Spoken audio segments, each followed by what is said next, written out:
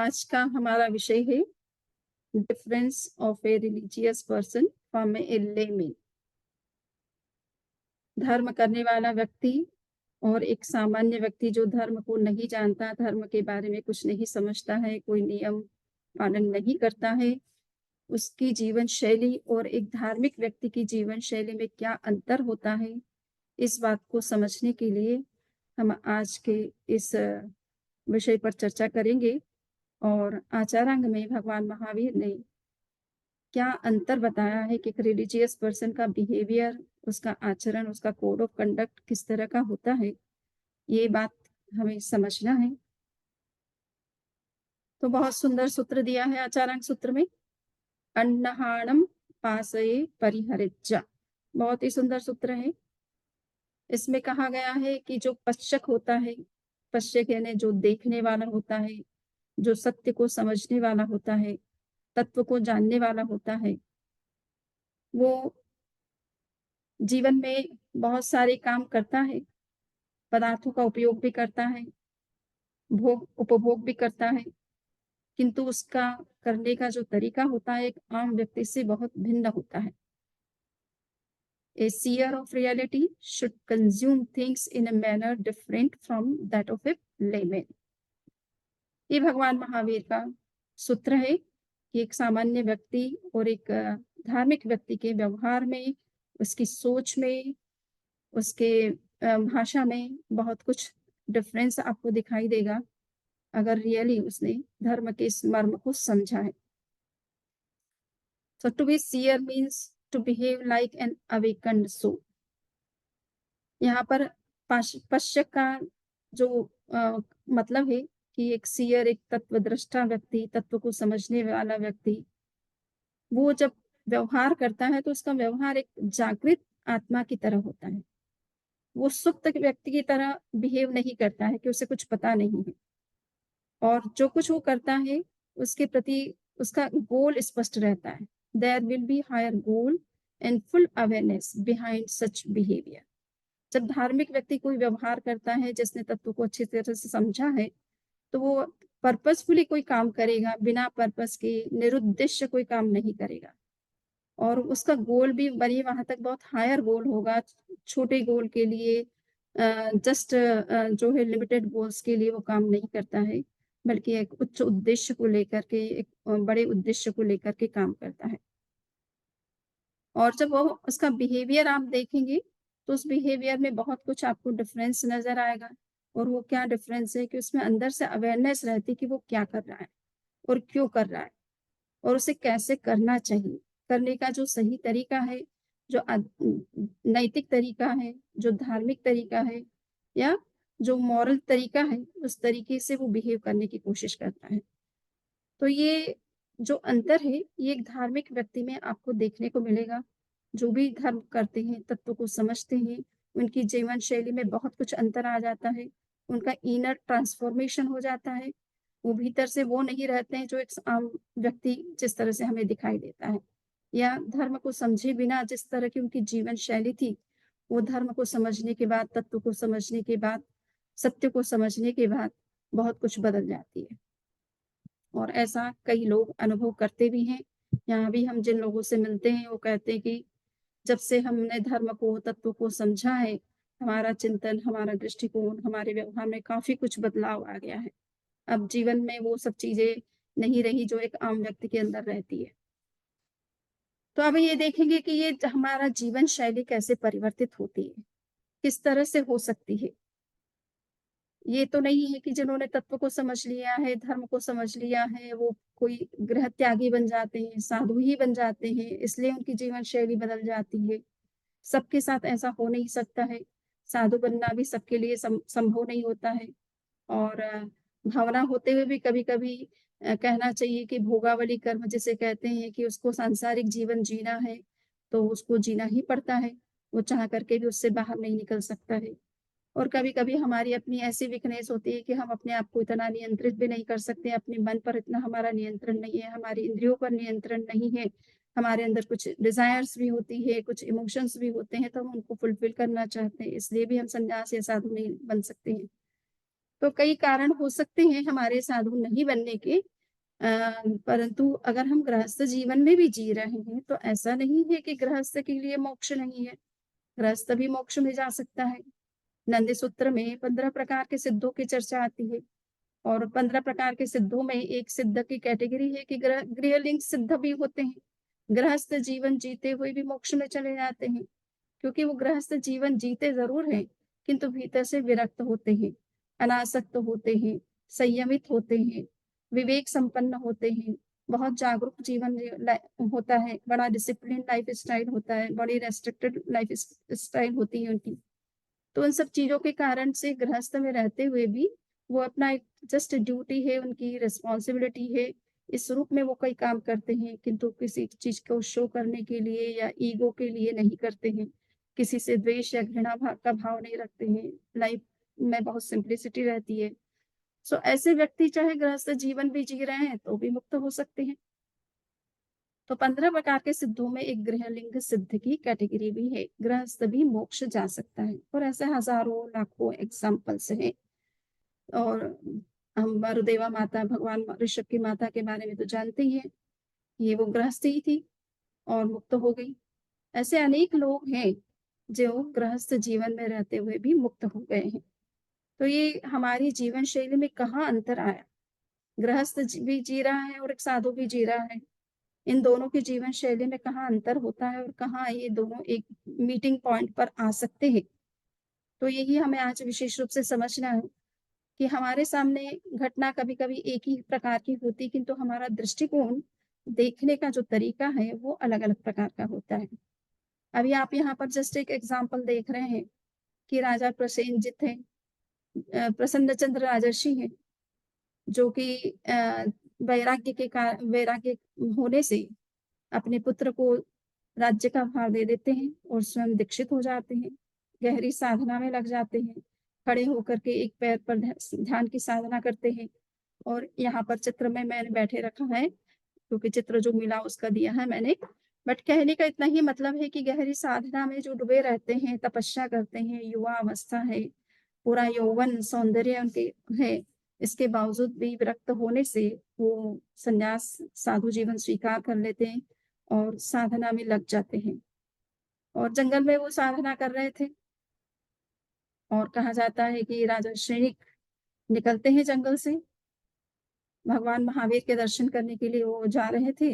रास्ते में जंगल में से वहाँ उस जगह से निकलते हैं जहाँ राजा प्रसन्न चंद्र ध्यान कर रहे थे। कहा जाता है कि भगवान के संवत्सरण के बाहर ही उनका स्थान था, जहाँ वो खड़े होकर के ध्यान कर रहे थे। तो जैसे ही राजा श्रेणिक ने उनको देखा तो लगा कि कितना युवा है, कितना सौंदर्य है, सब कुछ समर्थ होते हुए भी संसार का त्याग करके, भोगों से विरक्त होकर के किस तरह से गहरी साधना कर रहा है।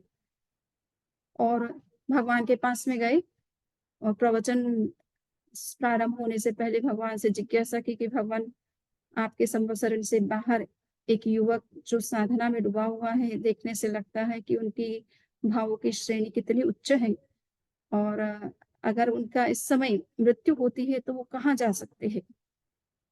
भगवान ने कहा कि देखिए राजन, तुम जो बाहर से देख रहे हो, वो भीतर से देखने से, आंतरिक जगत को देखने से कभी-कभी बहुत विपरीत रूप में दिखाई देता है।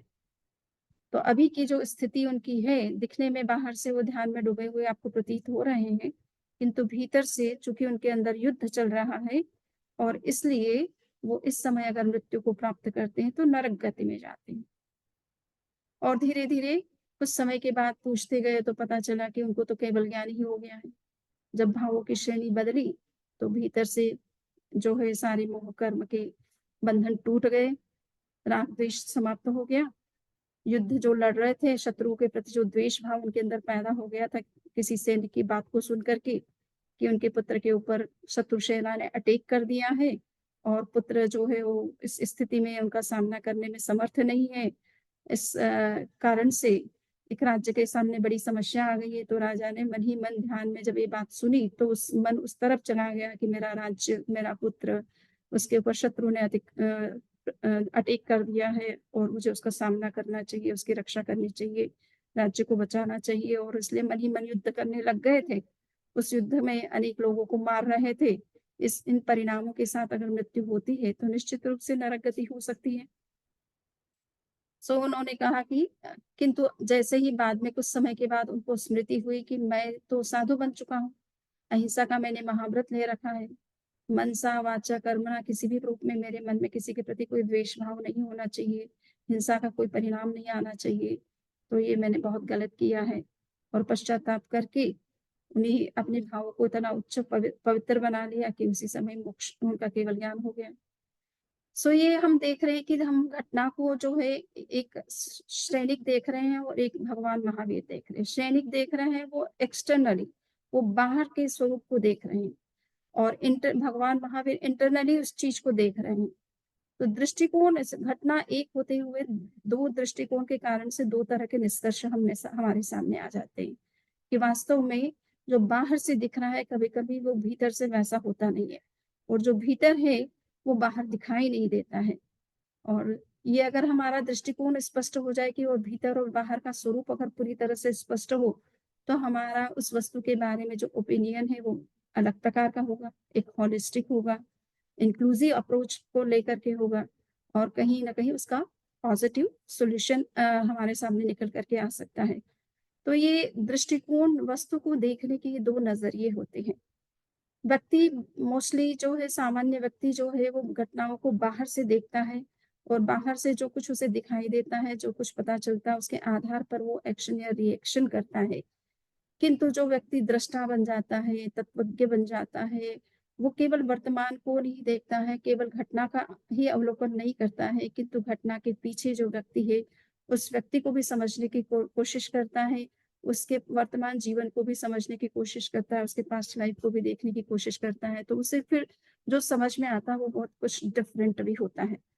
तो दृष्टिकोण जब हमारा बदल जाता है, हमारे जीवन में कई तरह की घटनाएं होती है, हम उसको बाहर से कि इसने मुझे ऐसा कह दिया, किंतु हम जब उसको इंटरनली सोचने लगते हैं तो या तो हमें ये समझ में आता है कि सामने वाले व्यक्ति का नेचर इस तरह का है कि उसका ऑब्जर्वेशन इसी प्रकार का होता है, उसके बिहेवियर इसी तरह के होते हैं, उनसे हम ज्यादा एक्सपेक्ट नहीं कर सकते हैं, या फिर उसने हमने कुछ ऐसा किया है जिसके कारण से उसका रिएक्शन हो रहा है।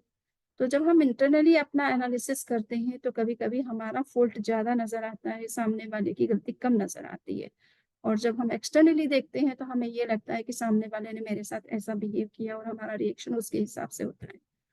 तो जो तात्विक व्यक्ति होता है, जो तत्वदृष्टा होता है, तत्व को समझने वाला होता है, धर्म को समझने होने वाला होता है, अध्यात्म के मर्म को समझने वाला होता है, उसके दृष्टिकोण में इस दृष्टि से अंतर होता है कि देखिए सामने वाला हमारे साथ कैसे भी बिहेव करे किंतु हमारा बिहेवियर तो हमेशा अच्छा ही होना चाहिए।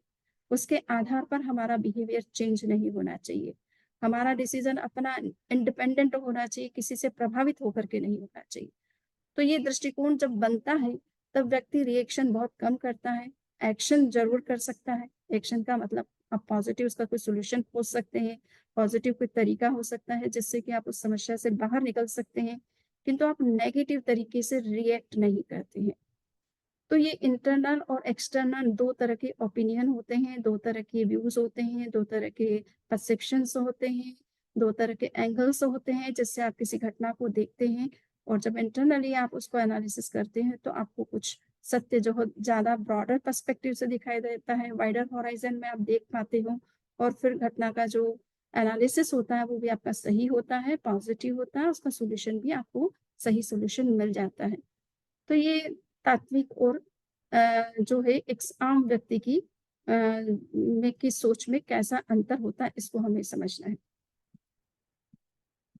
अब हम देखते हैं कि मनोविज्ञान में भी जब घटनाओं का एनालिसिस करने की बात आती है तो वहाँ तीन तरह के व्यक्तित्व की चर्चा मिलती है कि तीन तरह के व्यक्ति होते हैं। इसका मतलब तीन तरह की सोच होती है, तीन तरह के एटीट्यूड होते हैं, तीन तरह के बिहेवियर होते हैं, तीन तरह के मोड ऑफ एक्शंस होते हैं।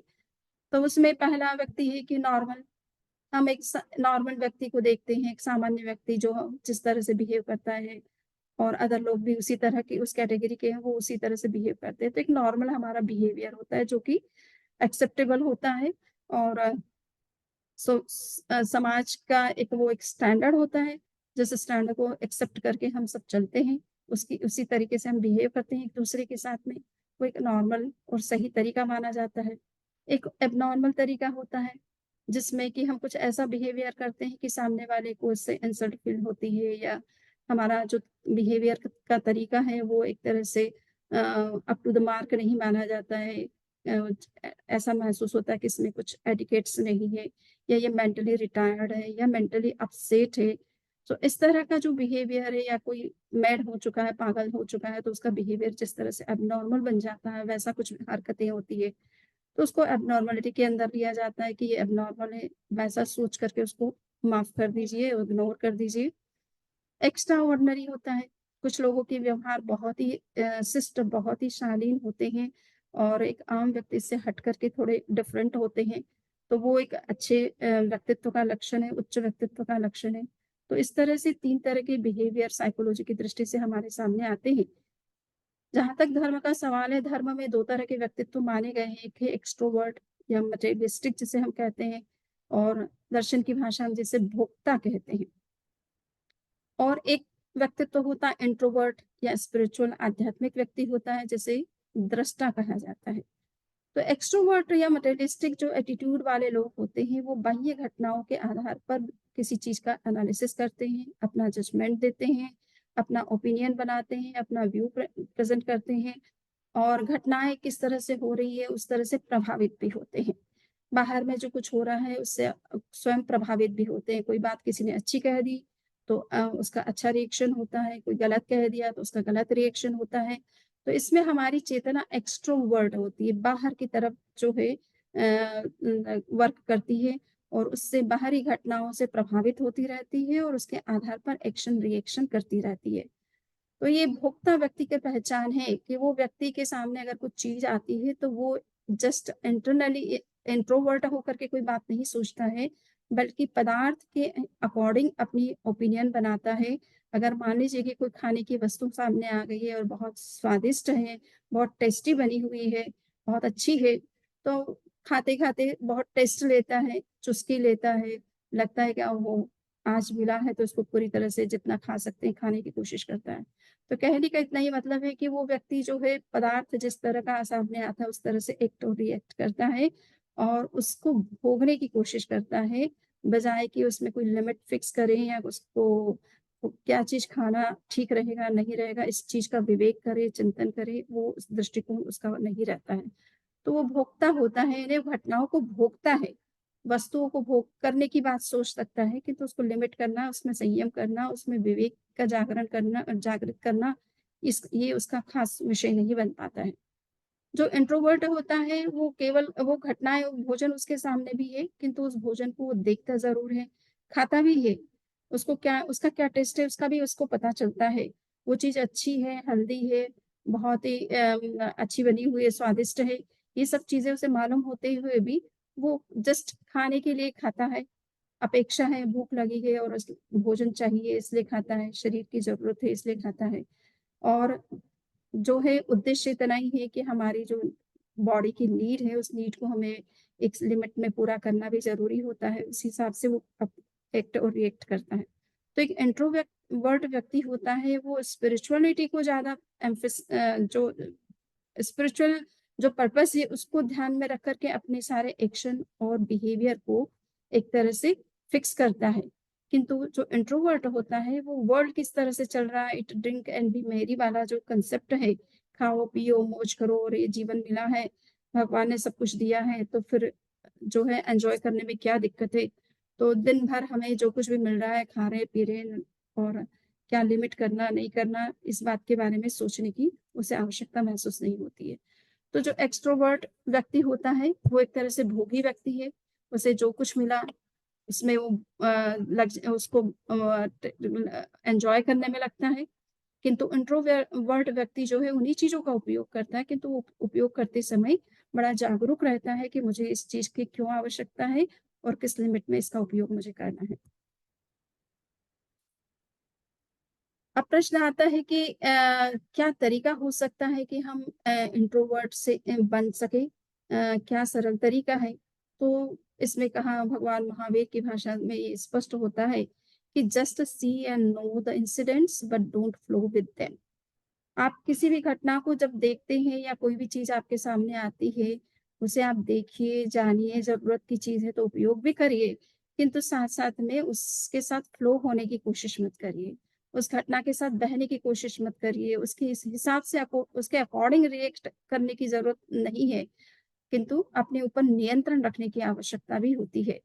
तो ये इसके लिए एक जो है प्रसंग आता है कि एक बार की घटना है कि अ, बुद्ध जब ध्यान मेडिटेशन में बैठे हुए थे, संन्यास ले चुके थे, महल को छोड़ कर के त्यागी सन्यासी बन चुके थे। तो वो एक बार ध्यान कर रहे थे, एक युवक उनके पास से निकल गुज़रता है और उसने बुद्ध को जैसे ही देखा तो उसका गुस्सा जो है वो फूट पड़ता है और वो कुछ रिएक्शन की भाषा में नेगेटिव लैंग्वेज में कुछ बातें उनको कहने लगता है। और कहता है कि आप इतने युवा हैं, आप समर्थ हैं, अपनी फैमिली को अभी इस समय आपको के सपोर्ट की आवश्यकता है। आपको पहले अपनी फैमिली को सेटअप करना चाहिए और बच्चा बिल्कुल जन्मा ही था और आप छोड़ कर के चले आए। छोटे बच्चे को आपको परवरिश करना तो आपका दायित्व बनता है। तो ये साधना किस काम की जिसमें कि आप अपना जो रिस्पॉन्सिबिलिटी है, आपका जो दायित्व था, आप उसको फुलफिल नहीं करते हैं और इस तरह से संन्यास लेकर के बैठ जाते हैं। तो ये कुछ क बातें जो कुछ भी उसे कहना था, उसकी अपनी लैंग्वेज में जो कुछ उसे कहना था, वो कह दिया। बुद्ध मेडिटेशन में बैठे रहे, आँखें उन्होंने नहीं खोली। जब तक उस वो कुछ बोल रहा था, तब तक वो चुप रहे, मौन रहे, अपने ध्यान में रहे। किंतु लगा कि अभी चुप हो चुका है, अब उसे आगे कुछ नहीं कहना है, तब वो उन्होंने आँखें खोली और उससे कहा कि, "अब तुम्हें जो कुछ कहना था, तुमने सब कुछ कह दिया है।" तो बोले, "मुझे तो मैंने तो कह दिया, किंतु आपके ऊपर तो कोई रिएक्शन नहीं है।" कोई असर ही नहीं है मेरी बात का। आप कुछ सीरियसली ले भी नहीं रहे स मैं क्यों ऐसा बात कह रहा हूँ, इस बात को आप समझ ही नहीं पा रहे हैं। बुद्ध ने कहा कि देखो, तुम्हारी अपनी सोच है, तुम्हारी अपनी समझ है। तुमने जो कुछ कहा, उसको मैंने अपने मन पर लिया ही नहीं और इसलिए मुझ पर उसका कोई रिएक्शन नहीं हुआ। ये तुम्हारा अपना सबका अपना-अपना एटीट्यूड होता है। किसी भी घटना को देखने का अपना तरीका होता है। तुम्हारा अपना तरीका है, तुमने जिस तरीके से समझा और देखा और तुम्हारे उस हिसाब से तुमने रिएक्शन किया। बट मेरा अपना अलग दृष्टिकोण है। मैंने जो संन्यास लिया वो मेरे अपने उद्देश्य से लिया है। तो उस उद्देश्य को फुलफ़िल करने के लिए मुझे जो सही उपाय लगा वही वही तरीका मैंने अपनाया है। सो इसलिए तुम्हारी बात का मुझ पर कोई असर नहीं है। मैं सुन रहा हूँ, तुम्हारी बात को समझ रहा हूँ, तुम क्या कह रहे हो उसको मैंने पूरी एक-एक वर्ड्स को सुना भी है अच्छी तरह से, किंतु रिएक्शन की इसलिए ज़रूरत नहीं है क्योंकि ये तुम्हारा एटीट्यूड है, मेरा अपना एटीट्यूड है। सो कुछ कभी-कभी इस तरह की घटनाएँ जब होती है, तो हम वहाँ पर घटनाओं के हिसाब से अगर रिएक्ट ना करके थोड़ा-सा हम गंभीरता से सोचते हैं, तो हमें लगता है कि कुछ चीज़ों में हमें रिएक्ट करने की आवश्यकता नहीं होती, उसका आंसर करने की ज़रूरत नहीं होती है, उसके लिए कुछ करने की आवश्यकता नहीं होती, किंतु जस्ट उसे देखना और समझना ही पर्याप्त होता है और इससे ही उस समस्या का समाधान भी हो जाता है। बहुत बार ऐसा होता है 2 व्यक्ति आपस में जब झगड़ा करते हैं या फाइटिंग होती है या कुछ अनबन होती है, कुछ आप आपस में कहा-सुनी होती है, अगर दोनों ही एक-दूसरे के बराबर बोलते हैं, तो समस्या बढ़ती चली जाती है। डिस्प्यूट बढ़ते चले जाते हैं, उनको कंट्रोल करना बड़ा मुश्किल होता है। किंतु अगर एक व्यक्ति सुनना सीख जाए और दूसरा अगर बोल भी रहा है, तो उसे बोलने दिया जाए, उसे रोकने का प्रयास ना किया जाए, तो अपने आप वो बोलने वाला भी एक लिमिट में ही बोल सकता है। सामने वाला जब तक रिएक्शन ना करे, तब तक उसको भी आगे कोई पॉइंट नहीं मिलता कि आगे वो क्या कहे, किस बेस के ऊपर कहे, किस रीज़न से कहे। तो इसलिए उसके पास में भी कोई लॉजिक नहीं रहता है, तो वो भी अपने आप चुप हो जाता है। तो ऐसे कई प्रसंग होते हैं जिन प्रसंगों में ज़रूरत नहीं होती कि हम रिएक्ट करें, हम उसे पीसफुली सुन सकते हैं, समझ सकते हैं, सामने वाले के व्यक्ति का अपना ओपिनियन, अपने तरीके, अपनी सोच होती है, हम सबकी सोच को बदल भी नहीं सकते हैं और सबको कंट्रोल भी नहीं कर सकते, उसकी अपनी स्वतंत्रता है। भारतीय संविधान में कहा जाता है ना कि सबको अपनी बात कहने की एक स्वतंत्रता है और अभी वर्तमान में चुनाव का समय चल रहा है, आप लोग देख ही रहे होंगे, चुनाव में किस तरह से अपोज़िट पार्टी एक-दूसरे के बारे में किस तरह से बोलती है और क्या चीज़ें कितनी हल्ला-गुल्लू होता है। तो इसमें कोई किसी को रोक नहीं सकता है क्योंकि ये समय ही ऐसा है जिस समय में सब एक-दूसरे की कमी दिखाते हैं और अपने आप को जो है वो सही बताने की कोशिश करते हैं। तो यहाँ पर यही है कि हम घटनाओं को जब हम मन को अपने नियंत्रण में ले सकते हैं या हमारी इंद्रियों पर भी हमारा एक उचित नियंत्रण हो जाता है, तो घटनाएँ होती हैं किंतु उन घटनाओं का हम पर असर नहीं होता है। किंतु अगर हम अपने इंद्रियों और मन के भाषा में सोचते हैं या उनके पीछे जाते हैं, तो मन तो तत्काल में हमारे सामने कुछ भी अगर अनफेवरेबल होता है, तो वो रिएक्ट करता है और रिएक्ट करने की बात सोचता है। और उस समय अगर हम उसकी बात सुनने लग जाते हैं, तो हमारा व्यवहार अपने आप रिएक्टिव बन जाता है। तो यहाँ पर कहा है कि less you become extrovert, more you become spiritual and vice versa. ने जितना आप बाहर में एक्सट्रोवर्ट कम बनेंगे, इंद्रियों और मन की भाषा को, मन के पीछे जाने का कम प्रयास करेंगे और अपने आप में इंडिपेंडेंट अपनी चेतना की भाषा को समझने की कोशिश करेंगे, अपनी आत्मा की लैंग्वेज को समझने की कोशिश करेंगे, तो उतना ही आप अधिक से अधिक आपका व्यवहार जो है स्पिरिचुअल होता चला जाएगा। और अदरवाइज जो है, जितना हम इंट्रोवर्ट कम बनते हैं, उतना ही हमारी चेतना एक्सट्रोवर्ट की कोशिश करती है। So to be introvert one should go beyond senses and mind. इसलिए जरूरी है कि हम इंट्रोवर्ट बनने के लिए सबसे पहली नीड होती है कि हमारे मन पर और हमारी इंद्रियों पर अपना नियंत्रण होना चाहिए। लोग ये सोचते हैं कि इस नियंत्रण करने की क्या आवश्यकता है, हमारी इंद्रियों को जब कोई रूप दिख रहा है तो उसको देखने में क्या दिक्कत है, कोई अच्छे शब्द आ रहे हैं या कोई म्यूजिक चल रहा है या कोई फिल्म का सॉन्ग आ रहा है तो उसको सुनने में क्या प्रॉब्लम है। बात इतनी ही नहीं है, हम केवल सुनते ही नहीं है, हम केवल देखते ही नहीं है, बल्कि उसके साथ में हम आसक्त भी बनते हैं। उन चीजों को देखते देखते हम उसमें स्वयं तन्मय बन जाते हैं, उस तरह का हमारा बिहेवियर बनने लगता है।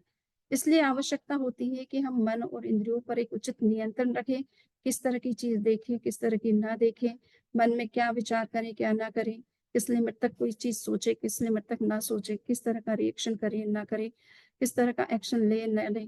सो ये सब चीजें भी हमारी नियंत्रण की जरूरत होती है। इसलिए धर्म में सबसे पहले मन और इंद्रियों पर नियंत्रण करने की बात कही जाती है कि मन को, इंद्रियों को नियंत्रित करो। अभी आपने जो गीत सुना उसमें भी आपने देखा है कि मन इंद्रियों का दास होता है। इंद्रियां जिस तरह से उसे चलाती है, मन उसी तरह से चलने की कोशिश करता है। इंद्रियों को जो अच्छा लगता है, मन भी उसी तरह भागने की कोशिश करता है। तो इंद्रियों को नियंत्रित करना भी बहुत जरूरी है और मन को नियंत्रित करना भी जरूरी है। कुछ चीजें हमें देखनी पड़ती है, उस समय हमें मन को नियंत्रित करने की आवश्यकता है कि हम उन चीजों की तरफ ज्यादा अटेंशन न दें। जिनको देखना पड़ भी सकता है, उसको उसके प्रति अटेंशन देना जरूरी नहीं है। अटेंशन देने से वो चीजें हमारे भीतर में भी इंटर करने लग जाती है, हमारे बिहेवियर पर भी उसका इफेक्ट आने लगता है। सो ये कहने का इतना ही मतलब है कि इंट्रोवर्ट बनने के लिए हमें मन और इंद्रियों की ज्यादा नहीं सुननी है, किंतु अपने भीतर की आवाज को सुनने की आवश्यकता है। और वो जितना हमारी आवाज अंदर की स्ट्रांग होती जाएगी और उसको जितना हम ज्यादा फॉलो करेंगे, उतने ही हम स्पिरिचुअली ग्रो करेंगे और इंट्रोवर्ट बनते चले जाएंगे। तो ये यहाँ पर दिखाया जा रहा है कि जैसे हमारे सामने कभी कभी भोजन भी आता है, मैंने प्रसंग बस बता भी दिया है कि बहुत टेस्टी भोजन आ गया, तो कुछ लोग उस इतना ज्यादा चुस्की लेकर, टेस्ट लेकर के उस भोजन के प्रति आसक्त होते चले जाते हैं। और वही भोजन साधु के सम्मुख आ गया, किंतु वो उतना इंद्रियों के आधार पर नहीं कि बहुत टेस्टी है इसलिए उस भोजन को एक अनलिमिटेड खाते चले जाए, उसकी कोई सीमा नहीं हो, या प्रतिदिन मिलता है तो प्रतिदिन खाएं। तो इस तरह की एक जो है जो धार्मिक व्यक्ति होता है, वो उन चीजों को समझता है कि खाने की चीजें हैं, स्वास्थ्य के लिए, शरीर के लिए आवश्यक भले हो सकती है, किंतु उनके प्रति हमारा अटैचमेंट नहीं हो, आसक्ति ना हो। उन चीजों की हम उपभोग की भी हमारी एक लिमिटेशन होनी चाहिए, एक सीमा होनी चाहिए। ये बातें हमारे लाइफ में जितनी ज्यादा स्पष्ट होती जाती है, उतनी हमारी चेतना स्वतः ही इंट्रोवर्ट बनती चली जाती है। अब यहाँ पे हम देख रहे हैं कि हमारे जो बिहेवियर होते हैं, उन बिहेवियर के पीछे कभी कभी कुछ ऐसे कारण बनते हैं जिन कारणों के कारण से हमें ये लगता है कि हम अपने मन और इंद्रियों पर उस तरह का जो नियंत्रण चाहते हैं वो नियंत्रण नहीं स्थापित कर पाते हैं। उसमें एक कारण कभी कभी ये भी होता है कि हेरिडिटी, जैसे मनोविज्ञान की भाषा में कहा जाता है कि हमारे बहुत सारे बिहेवियर जो है वो हेरिडिटरी पर आधारित होते हैं, जिसको कहते हैं वंशानुक्रम। और ये स्पेशली हमारे जेनेटिक कोड्स के कारण होता है। हमारा शरीर जो है वो कोशिकाओं से बना है, कोशिका के अंदर न्यूक्लियस होता है और न्यूक्लियस के अंदर डीएनए आरएनए होते हैं। तो डीएनए के अंदर जीन्स होते हैं, जीन्स में कुछ इस तरह के इंस्ट्रक्शन होते हैं जिसके कारण से हमारा व्यवहार, हमारी सोच, हमारा एटीट्यूड वैसा ही बन जाता है। एक सपोज़ हम जहाँ हमारे पेरेंट्स में कुछ अगर आदत होती है, तो वो आदत हमारे अंदर भी कुछ आ जाती है। कभी-कभी कुछ बीमारियाँ हैं, शुगर की बीमारी हो, ब्लड प्रेशर की बीमारी, हार्ट की बीमारी हो, तो कहा जाता है कि कभी-कभी परिवार में अगर होती है, माता-पिता के अंदर होती है, तो बच्चों में भी वो आ जाती है। तो ये जीन्स के कारण से चाहे-अनचाहे हम भले अपनी लाइफ़स्टाइल में बड़े सावधान हैं, इंद्रिय और मन पर हमारा पूरा नियंत्रण है, हम बहुत ज़्यादा स्वीट्स नहीं खाते हैं, मिठाइयाँ नहीं खाते हैं या उचित जो है आसन, प्राणायाम इन सब चीज़ों को करते हैं, वॉकिंग करते हैं। ये भी नहीं कि लॉन्ग टाइम बैठना, लॉन्ग सिटिंग से भी मान लीजिए कि डायबिटीज़ की बीमारी हो जाती है या एसिडिटी बिना बहुत लंबे समय तक कुछ नहीं खाया तो उससे भी भूखे रहने से भी एसिडिटी हो जाती है। तो हमारी लाइफ़स्टाइल में कोई कमी नहीं है, किंतु उसके बावजूद भी इस तरह की बीमारियाँ अगर होती है, तो उसका कारण कभी-कभी ये होता है कि हेरिडिटरी कारण बन जाती है।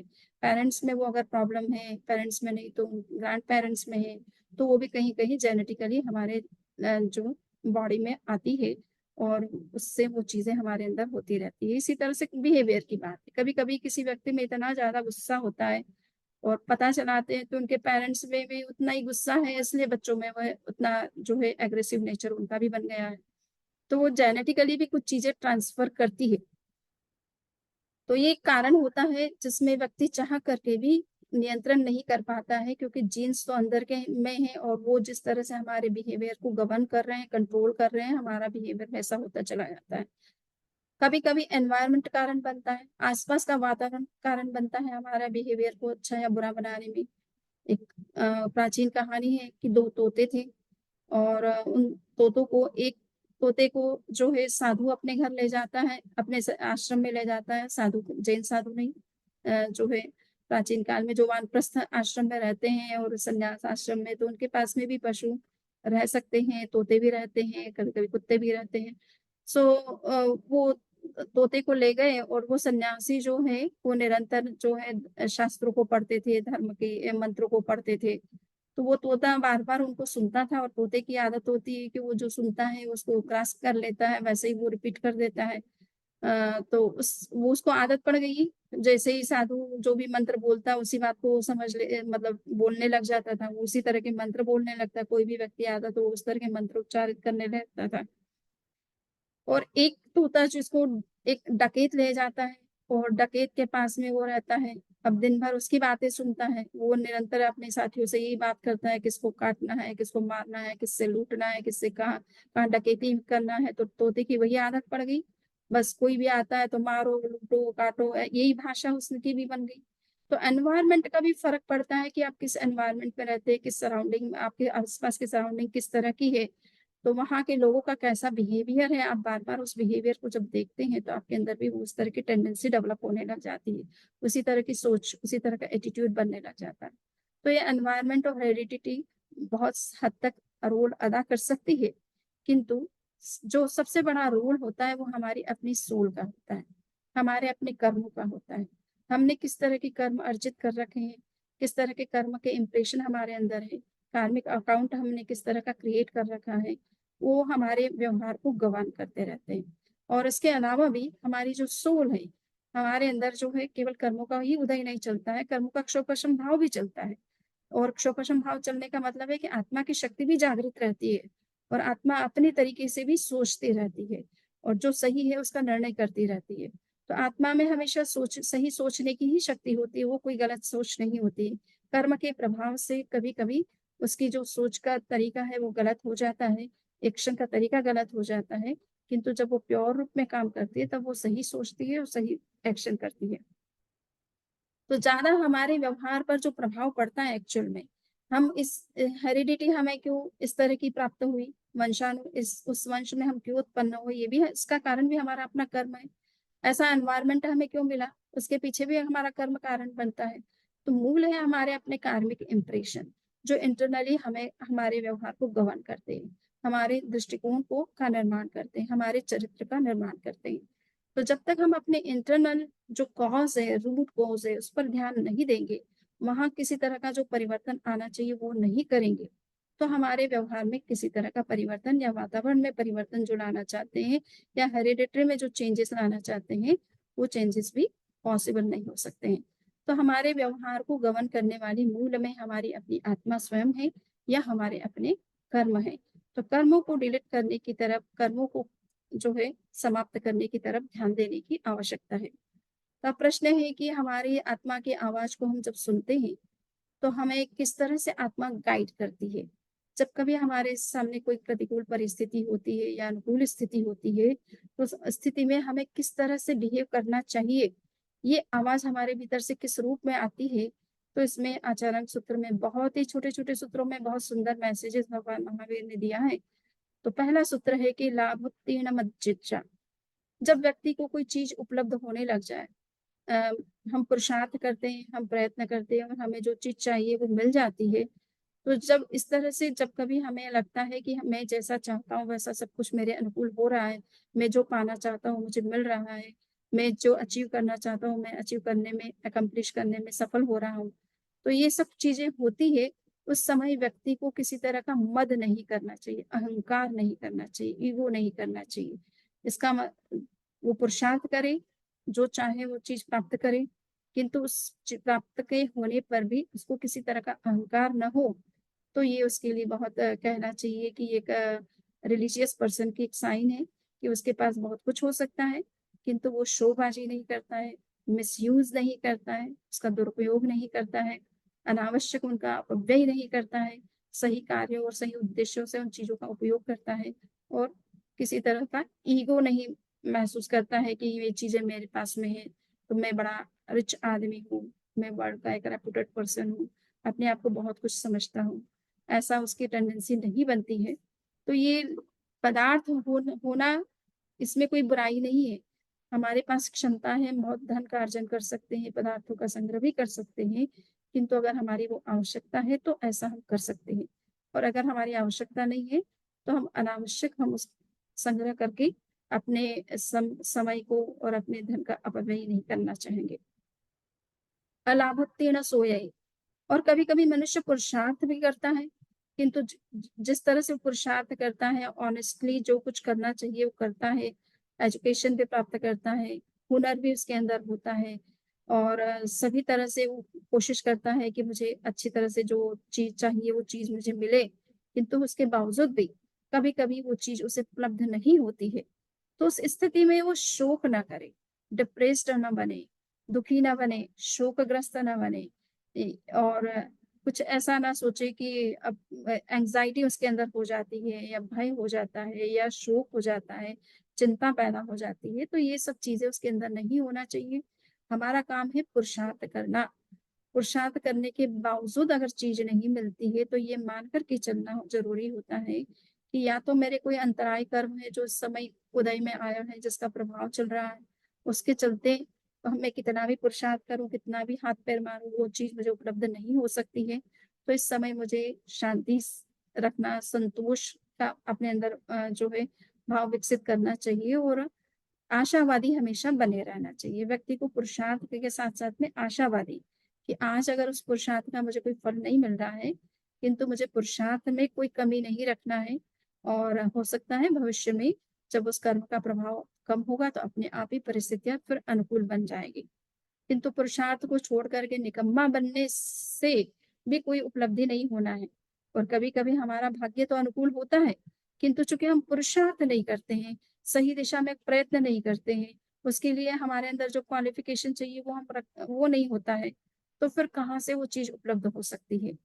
अभी चुनावी वातावरण में कभी-कभी कुछ बातें सुनने जानने को मिलती हैं, कि कुछ लोग कहते हैं कि भई महँगाई बढ़ गई है, बेरोज़गारी देश में बढ़ गई है, इसलिए मोदी जी को नहीं दूसरों को वोट देना चाहिए। तो जो समझदार व्यक्ति चिंतनशील है, जिन्होंने मोदी जी को अच्छी तरह से समझा, उनके कार्य को अच्छी तरह से समझा है, वो ये कहते हैं कि इसमें मोदी जी का दोष नहीं है, ये हम लोगों का दोष है। हमारे में जो स्किल होना चाहिए, जो हुनर होना चाहिए, केवल हम डिग्री लेकर के सोचते हैं कि हमें अच्छे जॉब मिल जाए, बड़े जॉब मिल जाए और हमारे अंदर उसकी क्वालिटी नहीं हो, उस तरह का हुनर ना हो, तो हमें कहाँ से मिल सकता है? तो हमें खुद को स्किल्ड बनना पड़ेगा, उस तरह की एजुकेशन पाना होगा। वर्तमान में ये सब चीज़ें ऑनलाइन हो चुकी है, अगर आप में उस तरह की चीज़ों को समझने का, उस तरह से कार्य करने की क्षमता नहीं है, तो आप कैसे आगे बढ़ सकते हैं?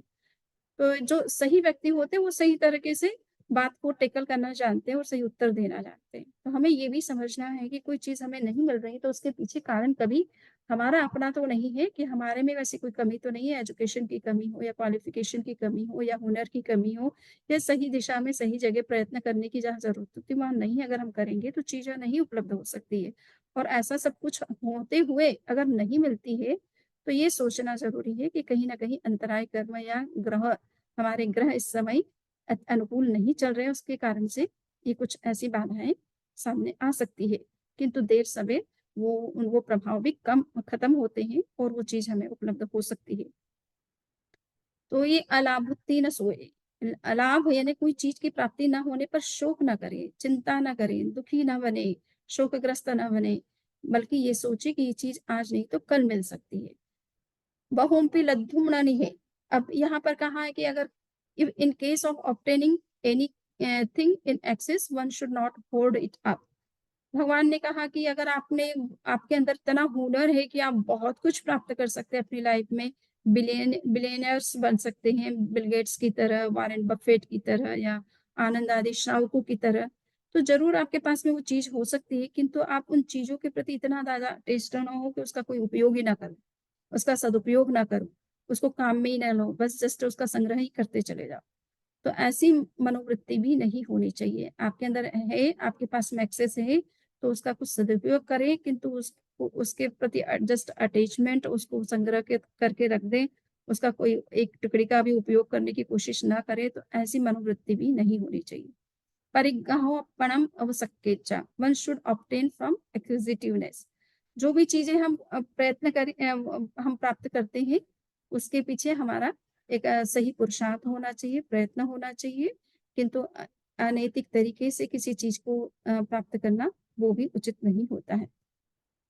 Difference in behaviour of a seer. So अब हमारा जो मूल टॉपिक है, कंक्लूजन पर हम आ रहे हैं कि किस तरह से जो एक धार्मिक व्यक्ति होता है और एक सामान्य व्यक्ति होता है जिसने धर्म को, तत्व को, अध्यात्म को, महत्व को नहीं समझा है, तो उसके व्यवहार और एक धार्मिक व्यक्ति के व्यवहार में अंतर कहाँ पड़ता है। तो उसमें यही है कि एक लेमेन जो होता है वो पदार्थों का उपयोग करता है, परंतु उसका लक्ष्य क्या है? Material pleasures, comforts, comfort zone में रहना, आराम, सुख, सुविधा, ईट, ड्रिंक, बी एंड मैरी, खाओ, पियो, मौज करो, बस जस्ट उसका उद्देश्य इतना ही होता है। और जो भी चीज़ें वो उपयोग करता है, तो उसमें बड़ी आसक्ति होती है, उसकी अटैचमेंट होता है और उसके व्यवहार में किसी तरह का डिसिप्लिन नहीं दिखाई देता है। कोई तरह के रूल्स रेगुलेशंस नहीं होते हैं, कोई नियम नहीं होते हैं, कोई त्याग नहीं होते हैं। किंतु जो आध्यात्मिक व्यक्ति होता है, धार्मिक व्यक्ति होता है, वो भी भोजन करता है, वो भी पदार्थों का उपयोग करता है, क्योंकि पदार्थों को आप एक लिमिट तक ही छोड़ सकते हैं, सब कुछ नहीं छोड़ सकते हो। तो किंतु वो करता क्या है कि sustaining the body for spiritual development. वो यही सोचता है कि मुझे मनुष्य जन्म मिला है, इसका मुझे अधिक से अधिक आध्यात्मिक लाभ लेना है और इसके लिए शरीर को भी स्वस्थ रखना है या शरीर की एनर्जी को भी बनाए रखने के लिए मुझे भोजन करना है। तो वो उस उद्देश्य से करता है। उसका कोई अटैचमेंट नहीं होता है, कोई आसक्ति नहीं होती है और उसका व्यवहार भी अनियंत्रित नहीं होता, असंयमित नहीं होता, बल्कि बड़ा डिसिप्लिन्ड और संयमित होता है। तो ये फ़र्क हमें एक धार्मिक व्यक्ति और एक अधार्मिक व्यक्ति या असंयमी व्यक्ति के व्यवहार में देखने को हमें मिलता है। तो आप निष्कर्ष के रूप में हम यही कहेंगे कि listen to your soul, be introvert और seer rather than extrovert, life will be transformed automatically. तो ये भीतर से चेंज आएगा। जब हम इंट्रोवर्ट जैसे-जैसे बनेंगे, हम भीतर से ही हमारे मूल्य वो विकसित होने लग जाते हैं। क्योंकि आत्मा के अंदर तो वो उच्च मूल्य ही होते हैं। जब हम इंट्रोवर्ट बनते हैं तो अपने आप मूल्य हमारे जीवन में, व्यवहार में स्वतः जो है रिफ्लेक्ट करने लग जाते हैं। उनके लिए हमें अलग से कोई प्रैक्टिस करने की भी ज़रूरत नहीं पड़ती है। नियम स्वतः हमारे भीतर से प्रकट होते हैं। जब तक भीतर से नहीं होते तब तक हमें बाहर से लेने की आवश्यकता होती है। किंतु जब हम भीतर की आवाज़ को सुनने लगते हैं, भीतर के साथ कनेक्ट होने लगते हैं, तो अपने आप हमारे भीतर से वो मूल्य भी निकल कर के आने लग जाते हैं, जो हमारे व्यवहार में रिफ्लेक्ट करते हैं और उससे पता चलता है कि ये व्यक्ति बड़ा धार्मिक है, बड़ा आध्यात्मिक है, तत्व को समझने वाला है, इसलिए इसके व्यवहार में इस तरह का चेंजेस हमें दिखाई देता है। तो ये इन्हीं विचारों के साथ में आज का ये वक्तव्य संपन्न करती हूँ। अगर किसी के कोई क्वेश्चन हो तो कर सकते हैं।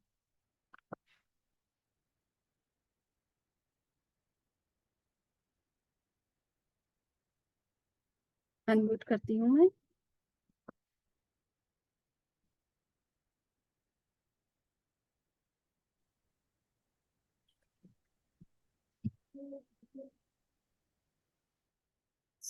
आप किसी के कोई क्वेश्चन है तो प्लीज। वंदा में एक क्वेश्चन मेरा।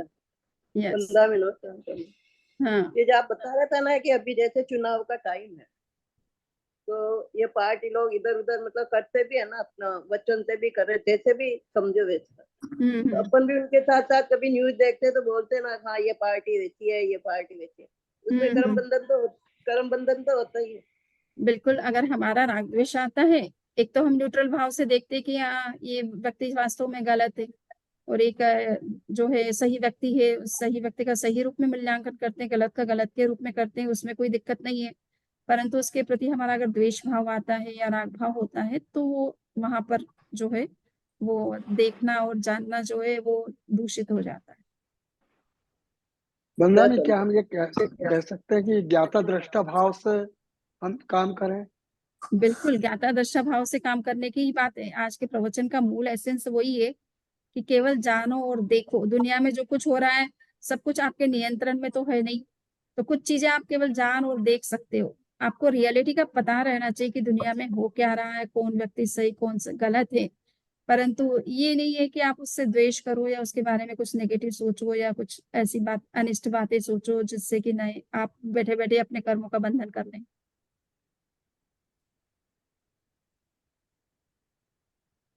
मैंने यही समझा कि इसमें जो है हमारा मेन जो है ज्ञाता दृष्टा भाव हमेशा रहे साथ। बिल्कुल बिल्कुल, वही है कि ज्ञाता दृष्टा भाव से। इसी को आचार्य श्री महाप्रज्ञ जी कहते थे कि केवल ज्ञान और केवल दर्शन ये बहुत उच्च कोटि का ज्ञान है, किंतु इसका एक मीनिंग यही है। प्रेक्षा ध्यान में जब बात कही जाती है कि ज्ञाता दृष्टा बनना, इसका मतलब घटनाओं को केवल देखना सीखो, उसे भोगो मत। मेरे साथ ऐसा हो गया, उसने ऐसा कर दिया, इस तरह ये तो हो गया भोगना। और उसने ऐसा किया है तो उसका अपना सोच है, अपना व्यवहार एटीट्यूड है, या कोई मैंने ऐसे अपने मेरे द्वारा कुछ अतीत में उसके साथ हुआ होगा, उसका ये मतलब एक तरह से बदला ले रहा है, तो इसलिए अब मुझे समता से रहना है, न्यूट्रल रहना है। तो वो एक सोच होती है। वो है नहीं क्या, वंदना में कर्म को भोगता नहीं है वो। एग्जैक्टली हाँ, कर्म को भोगता नहीं है, कर्म को के वेदन को जस्ट अनुभव करता रहता है कि हाँ ठीक है, कोई कर्म का उदय है। नहीं, कभी भी कोई ऐसी स्थिति आती है तो हम ये कह सकते हैं कि ये परिस्थितिवश ऐसा हो रहा है, यस। इसमें इसका भी दोष नहीं है, ये परिस्थितिवश ऐसा कर रहा है। बिल्कुल बिल्कुल, कभी कभी ऐसा ही होता है कि वो परिस्थिति ऐसी हो जाती है कि उसमें व्यक्ति को और कोई ऑप्शन दिखता नहीं है, इसलिए वो ऐसा स्टेप ले लेता है।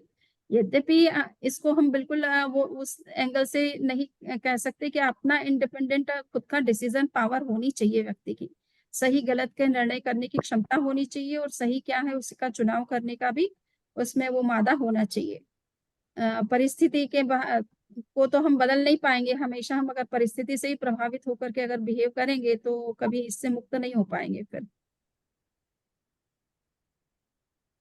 ठीक है, बिल्कुल ठीक है वंदना में। आचार्य ऋषि का सूत्र था, परिस्थिति को हम नहीं बदल सकते किंतु मनस्थिति को बदल सकते हैं, अपने मन को बदल सकते हैं। बाप रे, बिल्कुल वंदना में। सही बात है। वंदना मैडम समझी जी। हाँ बोलिए। हाँ, आपने बहुत सही बताया कि मन को बदलना चाहिए। फिर भी जिन संजोगों में हम रहते हैं, घर के वातावरण में रहते हैं, तो वहाँ मुश्किल होता है, तो फिर उसको कैसे बदले फिर?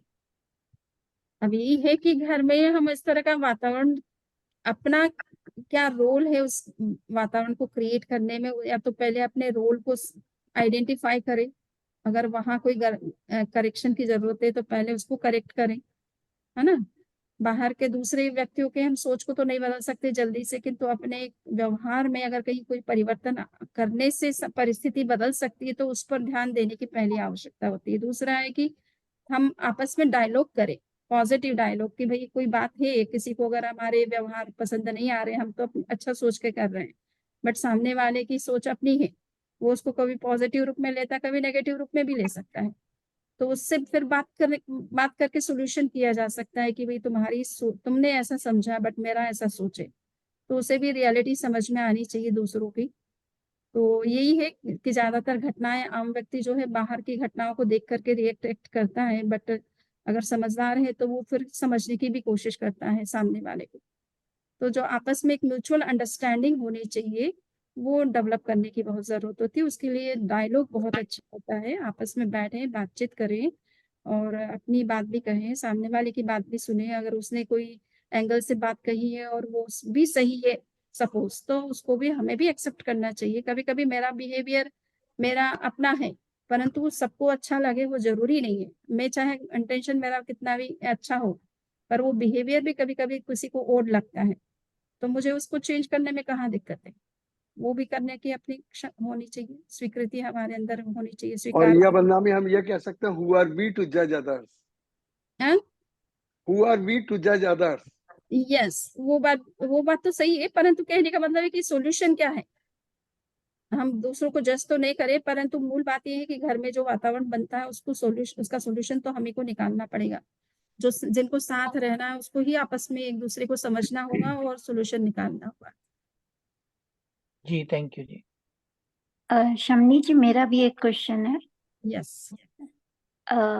सपोज अभी कोई हमको डांट रहा है और हम उस समय चुप हैं, लेकिन हमारे मन में वो बहुत विचार आ रहा है कि ये हमें क्यों बोल रहा है, पर हम चुप हैं, पर वो भी तो बुरा ही हुआ, राइट?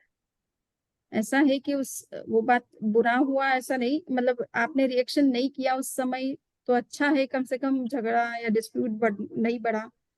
और बोलने से फिर बात बढ़ जाती, कभी कभी सामने वाला तो रिएक्ट कर ही रहा है तो आप भी अगर रिएक्ट करेंगे तो वो डबल रिएक्ट करेगा, तो वो भी एक सोल्यूशन तो नहीं है ना, वो पॉजिटिव नहीं है। तो एक बार के लिए चुप रह गए परंतु फिर बाद में उससे बात कर सकते हैं ना कि ये आप इस तरह से जब कहते तो मेरे को ये अच्छा नहीं लगता है, तो क्या आप इसमें कुछ कर सकते हैं, या मेरे में कोई आपको क्या ऐसी लगता है जिसमें मुझे चेंज करना चाहिए।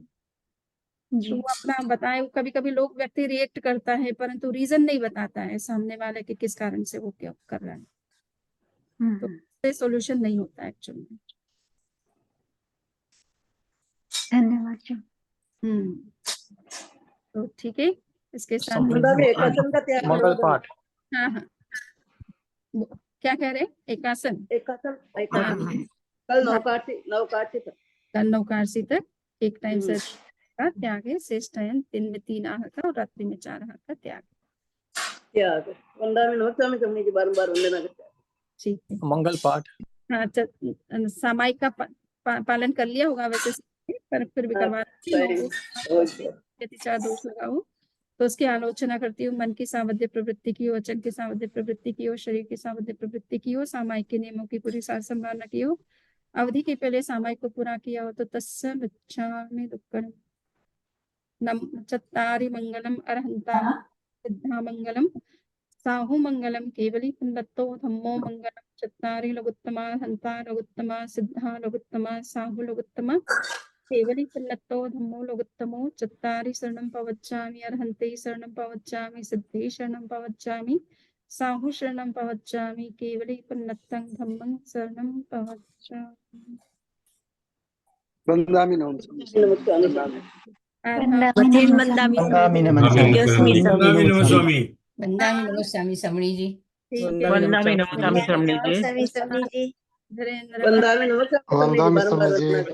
नमः स्वामी समणी जी। वंदामि नमः शमनी जी। स्वामी समणी जी। अच्छा, व्योम वंदामि नमः स्वामी समणी जी। वंदामि नमः स्वामी समणी जी। भाई जसवंत, हाँ वंदना नमः स्वामी समणी जी। हाँ शरद भाई, छोटे समणी जी को भी वंदना। हाँ बिल्कुल बिल्कुल, सुख साथ है आप लोगों का, बिल्कुल गुरुदेव की कृपा से। ठीक है, वंदामि नमः स्वामी समणी जी। सुख साता। हाँ शर्मिला जी। हर्षा बोल रही हूँ वंदामि। अच्छा हर्षा बे उकाला से। हाँ ठीक जी। वंदामि नमः स्वामी जी। हाँ